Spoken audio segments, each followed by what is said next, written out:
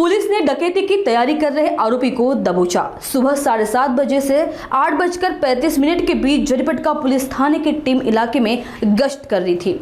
इस दौरान मिली पक्की जानकारी के आधार पर बेजनबाग ग्राउंड टाटा पालक मंदिर हॉल के पास पुलिस ने घेराबंदी कर डकैती की तैयारी में जुटे 5 लोगों को पकड़ा, जबकि एक आरोपी फरार हो गया, जबकि बाकी 4 आरोपी विधि संघर्षग्रस्त नाबालिग पाए गए। पुलिस ने इनके पास से एक लोहे की तलवार, टॉमी, चाकू, मिर्ची पाउडर, टॉर्च समेत कुल 620 रुपए का सामान जब्त किया।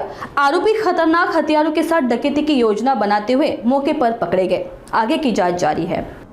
काल सकाळी 7च्या दरम्यान आम्हाला माहिती मिळाली की काही मुलं बेजनबागच्या इथे लपून बसलेले, त्यांच्याकडे हत्यारं आहेत, तसेच घरफोडीचे साहित्य आहेत, त्यामुळे ते काहीतरी मोठं काम करण्यासाठी चोरीच्या उद्देशाने ते जमा झालेले आहेत अशी माहिती मिळाल्यावर आमचे रात्रपाळचे PSI किल्लेदार, NDPS टीमचे आशिष, नंतर DB टीमचे कर्मचारी असे सर्व त्या ठिकाणी जाऊन त्यांना ताब्यात घेतलं असता त्यांच्याकडे तलवार, चाकू, बॅटरी, घरफोडीसाठी लागणारे काही साहित्य असे सगळे त्यांच्याकडे मिळून आले। एकूण 5 मुलांना आम्ही ताब्यात घेतलं, त्यापैकी 4 मायनर होते।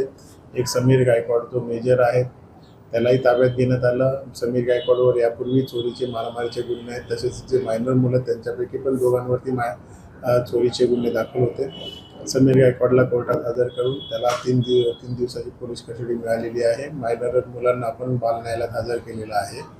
सदरची कामगिरी माननीय DCPSO, ACPSO यांच्या मार्गदर्शनाखाली करण्यात आलेली आहे।